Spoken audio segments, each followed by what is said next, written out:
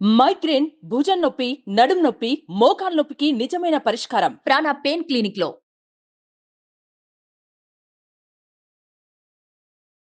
మనతో పాటు ప్రణవానంద ప్రభుజీ ఉన్నారు. వారు చెప్పే మాటలు కానీ, అలాగే వారు చేస్తున్నటువంటి బోధనలు కానీ మనందరికీ ఎంతో ఇష్టం. ప్రత్యేకించి సమకాలీన అంశాలపైన ఎప్పుడు వారు ప్రస్తావిస్తూ ఉంటారు. మన వే ఆఫ్ లైఫ్ అనేది ఎలా ఉండాలని ఎప్పుడు చెబుతూనే ఉంటారు. అయితే ప్రస్తుతం జరుగుతున్న ఇష్యూస్ పైన, అలాగే మనందరికీ చాలా సందేహాలు ఉన్నాయి. వీటి గురించి వారిని అడుగుదాం అనుకున్నాం. వారిని ఆహ్వానించాం స్టూడియోకి. ప్రస్తుతం మనతో పాటు ఉన్నారు. వారితో మాట్లాడి మరిన్ని విషయాలు తెలుసుకుందాం. ప్రభుజీ, హరే కృష్ణ. ప్రభుజీ, ఈ మధ్య ఒకటి విన్నాను నేను, సింగిల్ గా ఉండే కృష్ణుడి విగ్రహం గనక ఇంట్లో పెట్టుకున్నారా కష్టాలు తప్పవు అంటే నాకు అవునా అనిపించింది. ఎందుకంటే మా ఇంట్లో చాలా ఉన్నాయి కృష్ణుడి విగ్రహాలు. చిన్నప్పటి నుంచి మా అమ్మగారు ఆరాధిస్తుంటే చూస్తూనే ఉన్నాను. కష్టాలు తప్పవని ఏం లేదండి. కృష్ణుని శాస్త్రం ప్రకారంగా తన భక్తులతో ఆరాధన చేయాలి. అందుకే కృష్ణుడు ఎప్పుడు కూడా ఒంటరిగా ఉండడు. కృష్ణుడు ఎక్కడైనా సరే ఒంటరిగా ఉండడు. పక్కన గోవో, పక్కన రాధారాణియో, రుక్మిణి సత్యభామలతోటో, గోపాల బాలులతోటో, నెమలితోటో, ఎవరితో ఒకరితో ఉంటారు. ఆయన ఒంటరిగా ఉండే స్వభావం కాదనమాట. ఆయన ఒంటరిగా ఉంటే డేంజర్ అనమాట. ఎవరితో ఒకరితో పెట్టారనుకోండి, ఆయన కొద్దిగా ఒక లైటర్ మూడ్ లో ఉంటారు. కాబట్టి కృష్ణ పరమాత్మ ఇప్పుడు ఈ సనాతన ధర్మానికి చెందిన వాళ్ళు కృష్ణుని ఆరాధన చేయకపోతే ఎవరిని ఆరాధన చేస్తారండి? కృష్ణుడు ఉండాలి. కానీ అన్నిటికంటే శ్రేష్టం ఏంటి అని అంటే, మనం కృష్ణుడు బాల స్వరూపంలో ఉన్నారని, లడ్డు గోపాల్ లాగా ఉంటే పర్వాలేదు. కానీ పెద్ద కృష్ణుడు ఉన్నాడు అనుకోండి, ఫ్లూట్ వాయిస్తున్న కృష్ణుడు ఉన్నాడు అనుకోండి, రాధారాణి పక్కన ఉండాలి.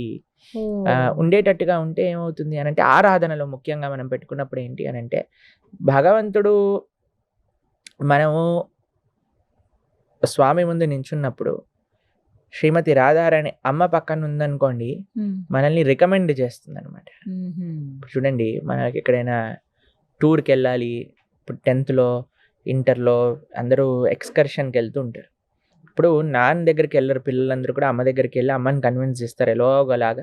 అమ్మ వాళ్ళు వస్తున్నారు, వీళ్ళు వస్తున్నారే, లాస్ట్ ఇయరే వెళ్ళాలి ఎక్స్కర్షన్కి, అది ఇది అని చెప్తే, సరే నాన్న ఆఫీస్ నుంచి వచ్చాక ఏంటి అని అంటే, ఏం లేదమ్మా కొద్దిగా వీడు ఎక్స్కర్షన్కి వెళ్తాడంటే అంటే, ఏం పర్వాలేదు లేండి పంపించండి, ఏం పర్వాలేదు, ఏముంది చెప్పండి, పిల్లోడు పెద్దవాడు అయిపోయాడు, అందరితో వెళ్ళొస్తాడు, ఒకసారి జాగ్రత్తగా ఉంటాడు, అందరు పిల్లలు వెళ్తున్నారట, నేను మాట్లాడాను అని అమ్మ ఏదో కొద్దిగా అటు ఇటు కల్పించేసి నాన్నకి చెప్పింది. సర్లే ఎంత కావాలి అనగానే ఇచ్చేస్తాడు నాన్న. అలా పురుషకార స్వరూపము అని అంటారు అనమాట. అంటే రికమెండేషన్ చేసే శక్తి అమ్మకు ఉన్నది. అందుకే ఎప్పుడు కూడా మనం లక్ష్మీనారాయణ, రాధాకృష్ణ, సీతారామ, పార్వతీ పరమేశ్వర అని అంటాం. ఎందుకంటే అమ్మతో పాటు స్వామిని పూజిస్తే ఏమవుతుంది అని అంటే, అప్పుడు మనం మన ఫాల్ట్లని ఆవిడ కొద్దిగా కప్పిపుంచి స్వామికి దగ్గరికి ఈజీగా పంపించేస్తారు అన్నమాట. అది ముఖ్యం. అందుకే రాధా, సీత, లక్ష్మి తన భక్తులతో పాటు భగవంతుని ఆరాధన చెయ్యుట అనేది ముఖ్యం. ఇప్పుడు మీరు అన్నారు ఇట్లా గోవు ఉన్నది కానీ అలాంటివి ఏమన్నా, అవి సింగిల్ గా అలా పెట్టొచ్చా అండి? అలా ఆరాధనలో ఎప్పుడైనా అమ్మవారు ఉన్నదే పెట్టుకోవాలి. మనం పూజ చేసిన మందిరంలో పెట్టుకునేటప్పుడు అయితే ఉట్టిగా మనకేంటంటే షో పీస్ లో పెట్టుకుంటారు, షోకేస్ లో పెట్టుకుంటారు, పీసెస్ లాగా అలా డెకరేటివ్ పీసెస్ లాగా పెడుతుంటారు, చిన్న చిన్న బొమ్మల్లాగా మామూలుగా పెడుతుంటారు. అలాంటప్పుడు ఉట్టిగా కృష్ణుడిని పెట్టచ్చు. అప్పుడు కూడా గోవో, గోపాల బాలులో ఎవరో ఒకళ్ళు ఉండాలి ఆయనతో పాటు. ఒంటరిగా పాపం బోర్ కొడుతుంది కదండి. అలా ఉంచొద్దంటారు ఎప్పుడు కూడా. మనకి ఫోన్ ఉంది, ఆయన దగ్గర లేదు కదా ఎంటర్టైన్మెంట్. అంటే మనల్ని చూస్తూ ఉంటారు అలా. అలాగే కొంతమంది హాల్లో ఎంట్రన్స్, మనం ఫోన్ చూస్తుంటే ఆయన మనల్ని చూడాలా. కొంతమంది హాల్లో ఎంట్రన్స్ లో ఇలా కృష్ణుడివి పెడుతూ ఉంటారు. అసలు అలా పెట్టొచ్చా ఇంట్లో? ఎంత భగవంతుడి యొక్క స్మరణ మనకు కలగలిగితే అన్ని వైపులు భగవంతుడు ఉండాలి. ఫోటో రూపంలోనైనా, విగ్రహ రూపంలోనైనా ఉందనుకోండి, ఎక్కడ చూసినా అరే కృష్ణుడు, ఇక్కడ కృష్ణుడు, కృష్ణుడు ఇలా చేస్తున్నాడు, కృష్ణుడు అలా చేస్తున్నాడు అని ఆ కృష్ణ స్మరణ మనకు కలుగుతుంది. అది చాలా ముఖ్యం. మన స్క్రీన్ సేవర్ తో నుంచి ప్రారంభం చేస్తే అన్ని చోట్ల కృష్ణుడు ఉండాలి. అప్పుడే మనకి ఎంత కృష్ణుడిని, భగవంతుని చూస్తుంటే, ఎంత భగవంతుడి గురించి వింటూ ఉంటే అంత మంచి భావనలు మన లోపల కలుగుతాయి. ఆ పాజిటివ్ ఎన్వైరన్మెంట్ అనేది మనకు కలుగుతుంది. ఇప్పుడు చూడండి, ఎవరైనా ఇష్టం మా హాస్టల్లో చూస్తుండే వాళ్ళ ఫేవరెట్ హీరోలు, హీరోయిన్లు, కార్లు మొత్తం నాకు ఆ రూమ్ లోకి వెళ్ళగానే కొద్దిగా అనీజీగా అనిపించేది అనమాట. మా రూమ్ లోకి వచ్చారనుకోండి, మా అన్ని కృష్ణుడు అన్ని చోట్ల కృష్ణుడు ఉండేవాడు అనమాట. ఎంతో బాగుండేది. అంటే ఎవరి పిచ్చి వాళ్ళకి ఆనందం అనుకోండి. కానీ మంచి పిచ్చి కూడా ఉంటుంది కదండి, చెడు పిచ్చి, మంచి పిచ్చి రెండు ఉంటాయి. కాబట్టి చాలా మంచిది.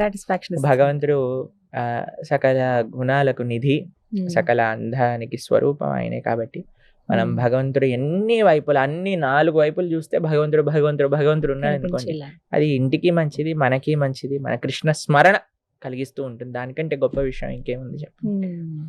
అంటే విగ్రహం రూపాల్లో ఇప్పుడు ఆరాధనలో పెట్టుకున్నప్పుడు కూడా కొంతమంది పంచలోహాలతో పెట్టుకుంటారు, కొంతమంది గాజు బొమ్మలు పెడుతూ ఉంటారు, కొంతమంది మట్టివి పెడుతూ ఉంటారు, ఆయిల్ పెయింట్స్ వేసిన కృష్ణుడు. ఇవన్నీ చేయొచ్చా అండి ఆరాధనలో? ఏం పర్వాలేదు, మన అవునా? భక్తి ఉండాలి, ప్రేమ ఉండాలి, శాస్త్రీయంగా ఆరాధన చేయాలి. నేను ఒక ఇంట్లో చూసానండి, విగ్రహాలు ఇలా ఏం లేవు, భగవద్గీత ఉంది పుస్తకం, దానికి ఒక్కదానికి దీపం పెట్టి అలాగే దండం పెట్టి దానికి దండ వేయటం ఇవన్నీ చాలా చూశాను. మంచిది. భగవద్గీత భాగవతం సాక్షాత్తుగా భగవత్ ఆ, స్వరూపమే. కానీ కేవలం భగవద్గీత భాగవతాన్ని ఆరాధన చేస్తే సరిపోదు, దాన్ని చదవాలి కూడా. అవును, ఎప్పుడు చెప్తూ శాస్త్రముల ఉంటారు. యొక్క ఆరాధన చదవటం ద్వారా వస్తుంది. ఉమ్, కాబట్టి తప్పకుండా చాలా ఆలయాలు ఉన్నాయి ఎక్కడైతే భాగవతాన్ని కృష్ణ స్వరూపంగా, భాగవతానికి కిరీటము, ఉమ్, తర్వాత నెమలి పించము, తర్వాత మురళి. వేణువు పెట్టేసి ఆయనకి అలంకరణ చేసి ఆరాధన చేస్తారన్నమాట. భాగవతం సాక్షాత్ కృష్ణుడే. ఉమ్, కాబట్టి తప్పక భాగవతాన్ని ఇంట్లో ఉంచాలి, ఆరాధన చేయాలంటే చదవాలి. అది చాలా ఉమ్, చదవటమే ఆరాధన అంటారు ప్రధానంగా. అయితే కృష్ణుడి విగ్రహాలు ఉండొచ్చు ఇంట్లో. తప్పకుండా చాలా ఉండాలి. భయపడతాం. కృష్ణుడు విగ్రహం లేని ఇల్లు కానే కాదు. మీకు ఒక విషయం చెప్తాను, ఆ. భవనము అని అంటారు. ఆ, భవనము, అంటే భగవంతుడు. భగవంతుని తీసేయండి, ఇంట్లో నుంచి ఏం మిగులుతుంది? అడవి వనం. వనం. కాబట్టి భగవంతుడు ఉన్న ఇల్లు మాత్రమే భవన్. భగవంతుడు లేని ఇల్లు వనం అవుతుంది. అక్కడ జనములు, మనుషులు ఉన్నా సరే పశు ప్రవృత్తితో ఉంటారు. కాబట్టి భగవంతుడు కేంద్రంగా ఇల్లు ఉండటమే అది నిజమైన ఇల్లు, అది నిజమైన గృహము.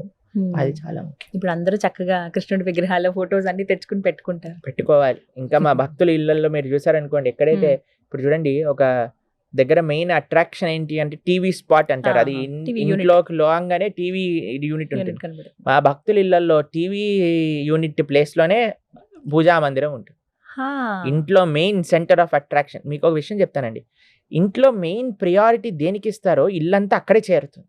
ఉమ్, ఇప్పుడు టీవీ యూనిట్ పెట్టారనుకోండి, ఇల్లంతా టీవీ యూనిట్ ముందు కూర్చుంటుంది. అదే టీవీ యూనిట్ ని తీసి భగవంతుడు పెట్టారనుకోండి, ఇల్లంతా భగవంతుడి దగ్గర చేరుతుంది. హా, అందుకే family that prays together stays together అంటే, um, family that watches TV together stays together అనడానికి ఏమీ గ్యారంటీ లేదు. అవును. ఇంకా చెప్పాలంటే ఆ టీవీలలో చూసి వీళ్ళ లోపల వీళ్ళ మనస్పర్ధలు ఇంకా పట్టచ్చు, ఒకరిపైన ఒకళ్ళకి డౌట్స్ రావచ్చు. కానీ ఎప్పుడైతే భగవత్ కేంద్రంగా మనం జీవిస్తామో అప్పుడు మనం చాలా బాగుంటాం. అప్పుడు ఇల్లు అంతా కూడా సుఖంగా ఉంటుంది. అది విశేషం. చక్కగా వివరించారు ప్రభుజీ. హరే కృష్ణ. హరే కృష్ణ.